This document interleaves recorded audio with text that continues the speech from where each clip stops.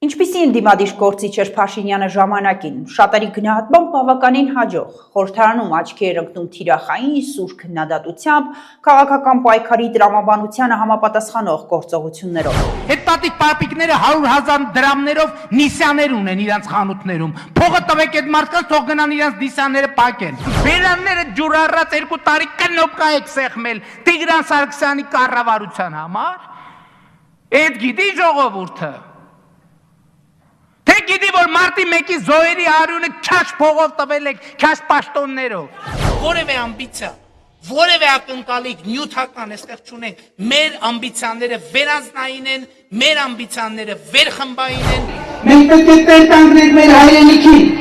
Մենք պետք է փրկենք մեր հայրենիքը։ Կարծում եմ նա անկեղծորեն հավատում էր, որ գալով իշխանության կարողանալու է իրավիճակ փոխել։ Դժվար թե մտքով անցներ, որ պատմության մեջ մտնելու է որպես Արցախը հանձնած, կառավարման բիրտ մեթոդներով աչքի ընկնող մեկը, ով նաև լայնամասշտաբ հարձակում է ձեռնարկելու եկեղեցու դեմ։ Ինչպես էլ փորձի փաթեթավորել իրեն, իր կառավարման տարիները իբրև խաղաղություն բերած, իբրև 4-րդ հանրապետություն կերտած ղեկավար, միևնույն է, պատմությունը նրան հիշելու է որպես պատերազմ բերած ու ցնցումներով կառավարած ղեկավարի։ Մարդու, ով չմերժեց, այլ յուրացրեց քաղաքական ռեպրեսիվ գործիքակազմը, որի դեմ տարիներ շարունակ խոսում էր որպես ընդդիմադիր, ով նոր ձևաչափերով ընդդիմադիր գործիչների նկատմամբ հետապնդումները շարունակեց, այլախոհների նկատմամբ ճնշումներ բանեցրեց, խորացրեց հասարակական բևեռացումը, իսկ դատական համակարգը վերջնականապես հպատակեցրեց։ Ավելի հպատակ, խեղճ դատական համակարգ թերևս չի ունեցել անկախ Հայաստանը, որքան հիմա։ Նա փշրեց հեղափոխությունից հետո դատական համակարգի անկախության յուրաքանչյուր, անգամ թույլ դրսևորումները։ Մեր երկրին սպառնացող ամենաապիկար վտանգները բխում են դատական համակարգի։ Ինչը չի նշանակում, որ Հայաստանի բոլոր դատավորները պատերի տակ վնգստացողներ են, բայց որ կան այդպիսի դատավորներ եւ նրանց մի մասի անունը հայտնի է հանրությանը, կարծում եմ ակնհայտ է։ Պատկերացնում էր նման հանգուցալուծում ընդդիմադիր Նիկոլ Փաշինյանը, վստահաբար ոչ։ Հավանաբար համոզված էր, որ եթե ընդդիմադիրի դիրքերից խնդիրները տեսանելի եւ պարզ են, ապա իշխանության հասնելու դեպքում դրանց լուծումները նույնքան հեշտ ու հասանելի կլինեն։ Հավանաբար նրան թվում էր, որ ամեն ինչ դյուրին է, կգա իշխանության եւ երկիրը կկառավարի հայկական ժամանակի կառավարման մեթոդներով, իր ունեցած փորձով ու մակերեսային գիտելիքներով։ Եվ տալիս էր խոստումներ, անհամար խոստումներ, պոպուլիստական խոստումներ, վարկերը զրոյացնելու, տեսախցիկները հանելու, կոռուպցիան արմատախիլ անելու, օլիգարխիայի դեմ պայքարելու, դատական համակարգը բարեփոխելու, ազատ, երջանիկ, ժողովրդավարական Հայաստան ու Արցախ կառուցելու մասին եւ այլն եւ այսպես շարունակ։ Իդեպ ընտրությունների նախաշեմին ենք եւ նման բազմաթիվ խոստումներ շարունակելու է լսել ընտրողն այս շրջանում։ Ինչպիսին է լինելու Հայաստանում արտոնյալների տոկոսը, ես պաշտոնապես հրապարակում եմ այդ թիվը 0, քաղաքական եւ տնտեսական հետապնդումների էջը այլևս փակված է Հայաստանում։ Այսօր մենք բացում ենք Հայաստանի Հանրապետության եւ հայ ժողովրդի պատմության մի փառավոր էջ։ Պետք է դադարեն քաղաքացիներին ամենտեղ բռնել տուգանելու քաղաքականությունից։ Արցախի հարցում Փաշինյանի ընդդիմադիր հռետորաբանությունը կառուցված էր տարածքային զիջումների մերժման կոշտ տրամաբանության վրա։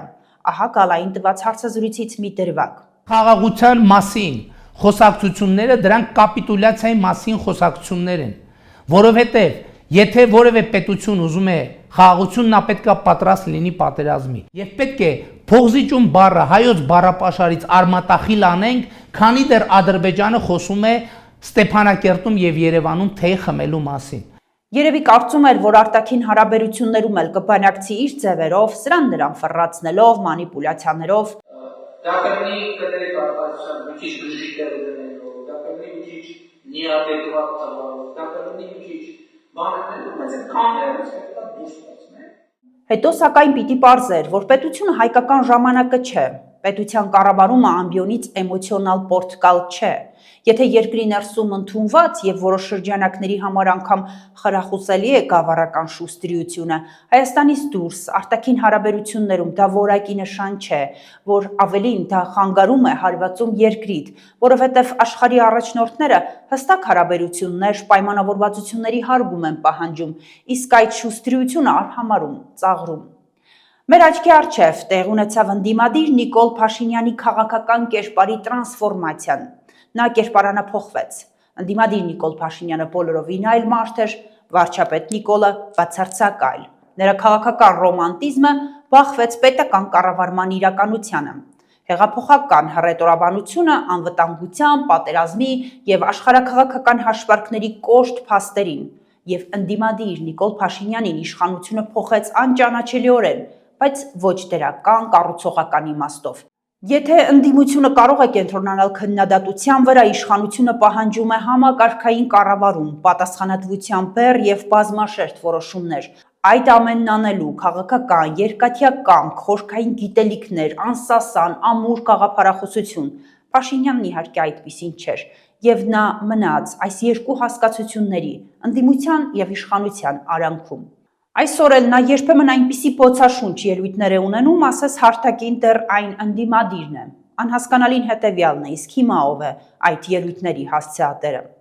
Ինչպիսին կլիներ այդ տրանսֆորմացիան, եթե առաջին իսկ վրիպման դեպքում Փաշինյանը եւ նրա թիմակիցները բախվեին հասարակության կոշտ դիմակայությանը։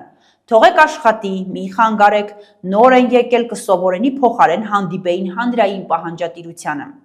Արժևում ընտրություններ են։ Պետք է հարցնենք ինքներս մեզ, փորձադաշտ դառնալու ռեսուրս մնացել է մեր երկրում։ Ամեն նոր եկողի էլի ենք ասելու, թող աշխատի, թող սովորեն, ասես իշխանությունն ուսումնական պրակտիկա է։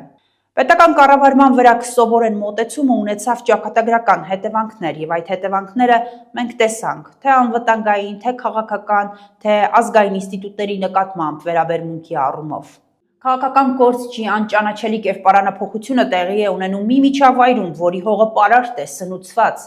Այսօր ունենք այն, ինչ ունենք, եւ եղածը ոչ միայն իշխանության հայելին է, այլ նաեւ մեր հասարակության։ Եթե հասարակությունն իսկապես ցանկանում է փրկել իրավիճակը, եթե իսկապես մեզ պետք է պետություն, անկախություն, ինքնիշխանություն, պիտի վերջապես հասկանանք,